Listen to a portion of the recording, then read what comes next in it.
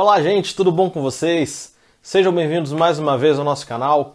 Eu sou Fábio Tancredo e hoje eu vou fugir da tradicionalidade do canal, que é falar de personalidades, e vou falar de um local que é o templo do futebol brasileiro e um dos grandes templos do futebol mundial. Falo do Maracanã. Mas por que eu fui levado a escolher este tema para poder falar com vocês? Não sei se vocês sabem que a Assembleia Legislativa do Rio de Janeiro decidiu mudar o nome do estádio. Atualmente o estádio se chama Jornalista Mário Filho. E eles querem mudar o nome do estádio para Estádio Edson Arantes do Nascimento, Rei Pelé. E aí veio essa dúvida aí. O que você acha dessa situação? Você quer manter o nome ou você acha que é uma boa mudar? Pois é, a minha resposta para isso, a minha opinião, eu vou colocar lá no finalzinho do vídeo. Então tem que assistir tudo, beleza? É isso aí, galera. Então antes de começar o vídeo, aqueles pedidos básicos, curta o vídeo, já clica lá, já ajuda bastante a gente, já dá aquele cliquezinho na mãozinha para cima com o dedão, isso, show de bola. Também comente aqui, eu quero que você comente além da hashtag que eu vou colocar no final, como eu sempre faço, mas coloque sua opinião, o que você acha? Mantém Estádio Mauro Filho ou muda o nome para Rei Pelé? E aí?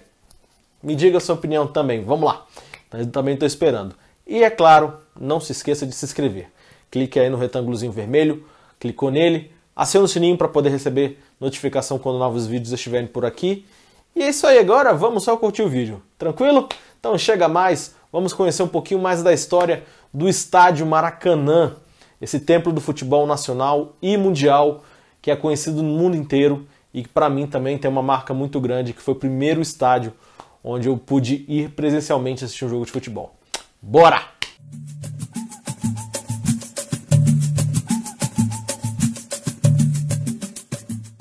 Então, galera, como é que surgiu a ideia do estádio na cidade do Rio de Janeiro? Tudo começou mais ou menos em torno de 1947. Pós Segunda Guerra Mundial, o Brasil era o único candidato a sediar a Copa do Mundo de 1950.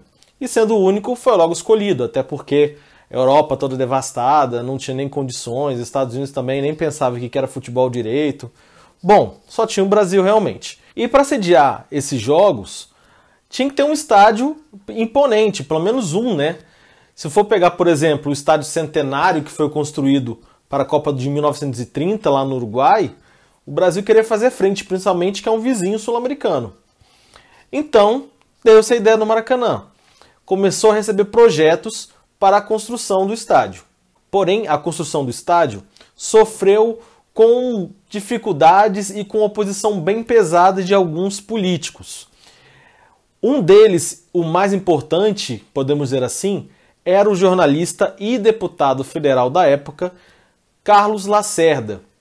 Digamos que esse rapaz, Carlos Lacerda, ele era um cara que era bem opositor mesmo. Se você pegar ao longo da história do Brasil, principalmente aí nessa época da década de 50, 60, ele estava muito presente e com falas bem pesadas em oposição ao governo normalmente. E ele reclamava basicamente de dois pontos da construção do estádio do Maracanã. O primeiro era a localização, que, segundo o prefeito do Distrito Federal do Rio de Janeiro, que ainda era Distrito Federal lá, não existia Brasília ainda, ele escolheu o bairro da Tijuca, e o Lacerda queria que o estádio fosse construído em Jacarepaguá. E a outra coisa, claro, é a questão dos custos que isso ia causar para o governo.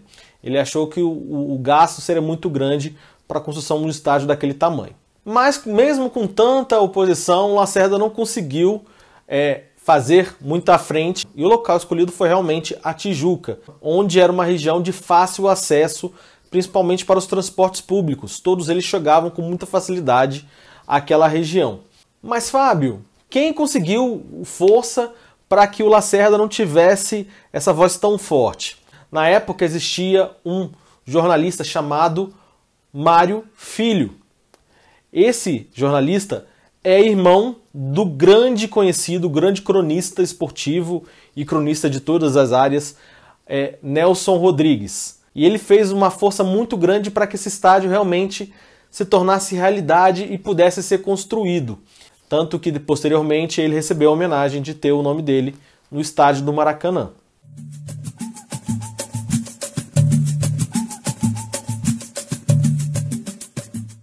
Como eu falei com vocês, anteriormente, todo o processo começou no ano de 1947, com o lançamento do edital de concorrência para os projetos do estádio. Para se ter uma noção, vários projetos chegaram à Prefeitura do Rio de Janeiro. O projeto vencedor tinha como capacidade do estádio 155.250 lugares. As obras do estádio começaram no dia 2 de agosto de 1948, com o lançamento, é claro, da pedra fundamental, como acontece em toda obra que se preze. Trabalharam na obra cerca de 1.500 homens, mas isso só foi inicialmente, porque com o andar da carruagem, Copa do Mundo se aproximando, as obras atrasando, né? Outros 2.000 empregados foram contratados para tentar finalizar o estádio, para ele ficar, digamos, pronto, né, para o início da Copa do Mundo de 1950. E finalmente o estádio foi entregue à população. Isso aconteceu no dia 16 de junho de 1950. E a primeira partida que aconteceu no estádio foi uma partida entre a seleção paulista e a seleção carioca. O jogo terminou com a vitória da seleção paulista por 3-1. Só que quem marcou o primeiro gol foi um jogador da seleção carioca, Didi, nosso grande Didi, que jogou até a Copa de 58, campeão do mundo naquela Copa. Ele foi o primeiro jogador a marcar um gol e naquela época Didi jogava pelo time do Fluminense. E para você ter uma noção, o estádio foi entregue em 1950, correto? Só que as obras do estádio terminaram realmente apenas no ano de 1965. 15 anos depois é que o estádio teve a sua obra realmente concluída.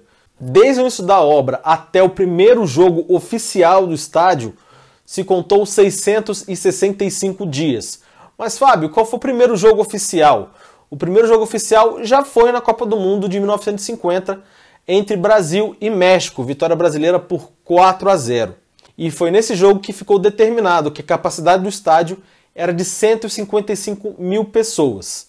E por conta dessa quantidade, o Maracanã realmente ocupou o posto de maior estádio do mundo. Antes do estádio do Maracanã, que na época ainda se chamava de estádio municipal, quem detinha o título de maior do mundo era o estádio de Queen Park, na cidade de Glasgow. E depois das conclusões da obra em 1965, o Maracanã só foi ver obras mais pesadas em sua estrutura nos anos 90, basicamente. E a sua grande obra mesmo no ano de 1999. Porém, essa história eu vou contar um pouquinho mais lá na frente, beleza? E agora vamos conhecer um pouquinho o que aconteceu no estádio do Maracanã ao longo das décadas.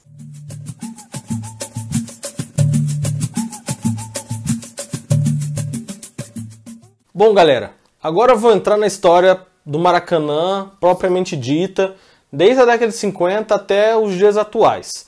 Porém, eu não vou contar tudo, até porque não dá para botar tudo aqui nesse vídeo no tempo que a gente tem. Eu vou focar mais na seleção brasileira e também nos clubes cariocas que jogam no Maracanã.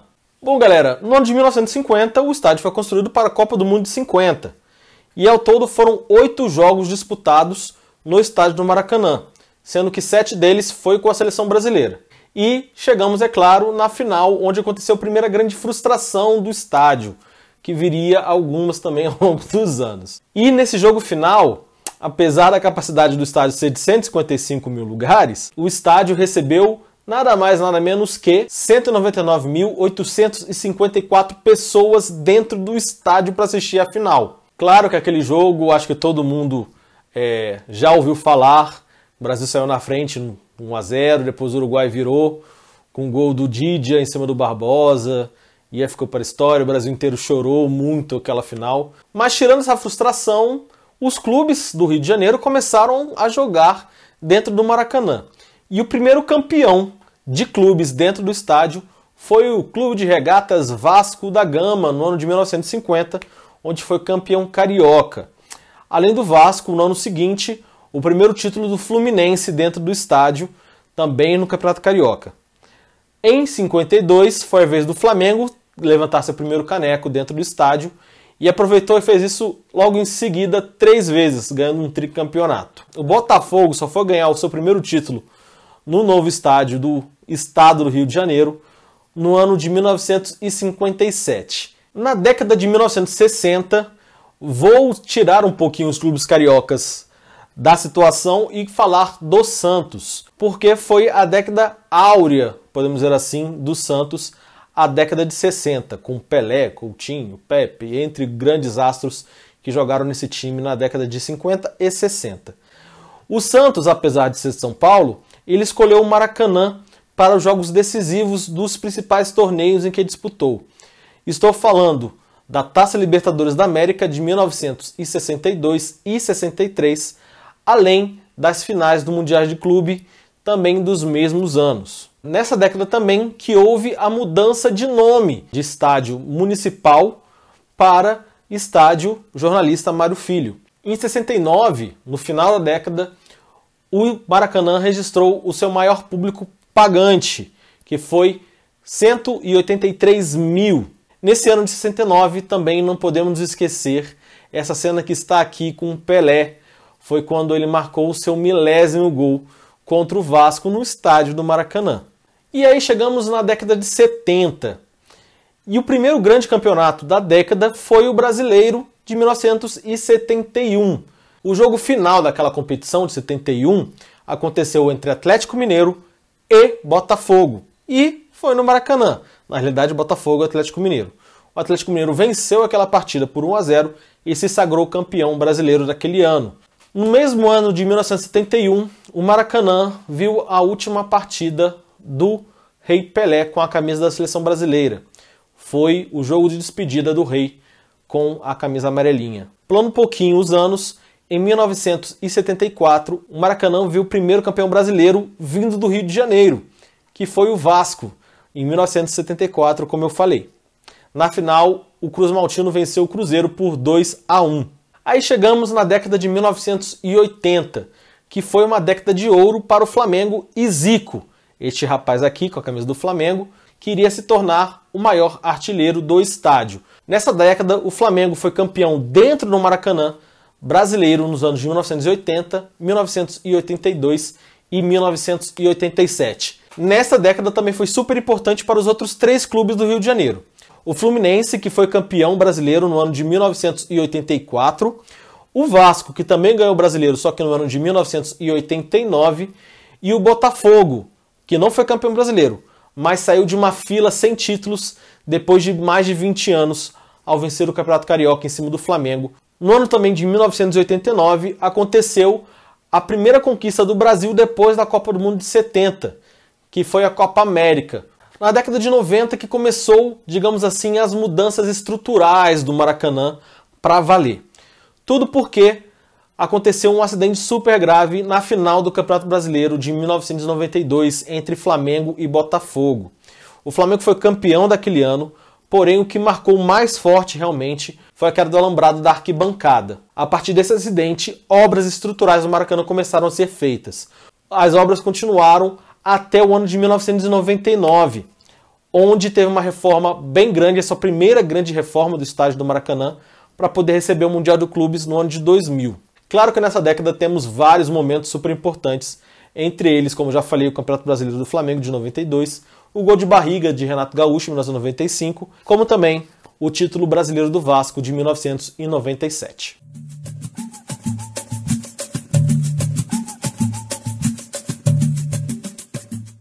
Bom, Maracanã reformado, preparado para receber clubes do mundo para o Mundial, primeiro Mundial da FIFA. E o Maracanã foi palco dos jogos da primeira fase de um grupo e também palco da final, onde reuniu o Vasco da Gama e o Corinthians. O Corinthians ganhou aquela final meio xoxa, 0-0, que foi decidida nos pênaltis. Só que nesse ano o Vasco também encontrou a redenção e o Vasco se tornou o campeão brasileiro daquele ano. E no mesmo ano de 2001, aí é uma memória mais afetiva minha, que foi quando eu comecei a gostar realmente de futebol. Eu, flamenguista que sou, ver aquele gol de falta do Petkovic aos 43 do segundo tempo. Para mim foi um momento marcante, então não poderia deixar de estar aqui e eu contando essa história para vocês. O Maracanã também ficou fechado entre o ano de 2005 e 2006 para outras reformas, porque o estádio foi preparado para poder receber os Jogos Pan-Americanos do Rio de Janeiro de 2007. Destaque também para o show das meninas do Brasil, que marcaram assim seu nome na história do estádio, né? Principalmente Marta, Cristiane, que derrotaram na final o grande e poderoso Estados Unidos por 5-0. O Maracanã ainda viu outros títulos do futebol carioca. Em 2009, o Flamengo foi campeão, ganhando o Grêmio de 2-1 no Maracanã. No ano seguinte, em 2010, foi a vez do Fluminense. Só que o título em si não foi no Maracanã. Só parte dele, o Fluminense mandou seus jogos no estádio, porque o estádio novamente ficou fechado para mais reformas, dessa vez para a Copa do Mundo de 2014. E essa obra foi a maior já feita no Maracanã e passou por muitas críticas, tanto estruturais como também em relação aos gastos. O estádio voltou a ser usado exatamente no ano de 2013, na Copa das Confederações, para a preparação para o Mundial do ano seguinte. Em 2014, na Copa do Mundo especificamente, o estádio recebeu mais 7 jogos do Mundial, incluindo a final entre a Alemanha e a Argentina, título conquistado pelos alemães por 1-0 na prorrogação, gol do Götze. Depois da final da Copa do Mundo de 14, o Maracanã foi apenas o segundo estádio a receber 2 finais de mundiais de futebol. O outro estádio a conseguir esse feito é o Azteca, lá no México, que sediou as finais da Copa de 70 e de 86. 2 anos depois deste feito do estádio, ele recebeu uma outra grande honraria, que foi sediar os Jogos Olímpicos de 2016 na cidade do Rio de Janeiro. Além, é claro, dos jogos de futebol do torneio, ele novamente sediou a abertura e o encerramento dos jogos. E hoje o estádio está aos cuidados de Flamengo e Fluminense. Os dois tomam conta do estádio, fazem manutenção, e eu acho melhor realmente os times tomarem conta. Claro que não podemos esquecer que o Maracanã foi palco do título brasileiro do Flamengo em 2019, o brasileiro, e foi o estádio na campanha do título brasileiro de 2000, e não podemos esquecer da Libertadores de 2019, também foi onde o Flamengo mandou os seus jogos. Então o Maracanã tem muita história entre os times cariocas e também, por que não, nos times do Brasil inteiro, como eu citei aqui, por exemplo, Corinthians, Santos e Atlético Mineiro.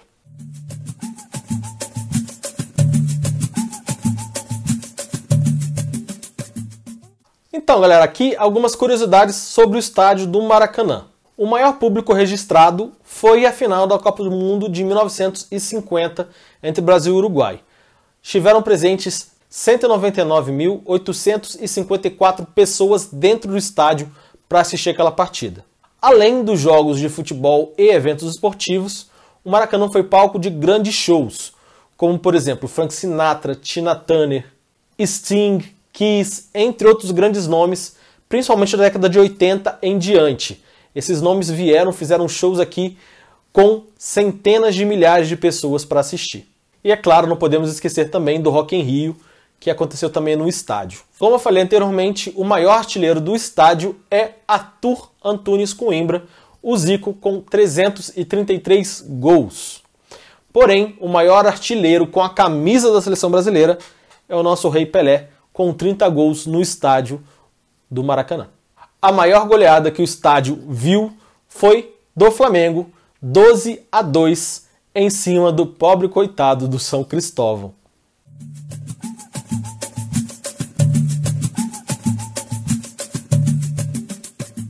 Ah, o Maracanã. Pois é. Eu tenho uma memória afetiva muito grande com o estádio.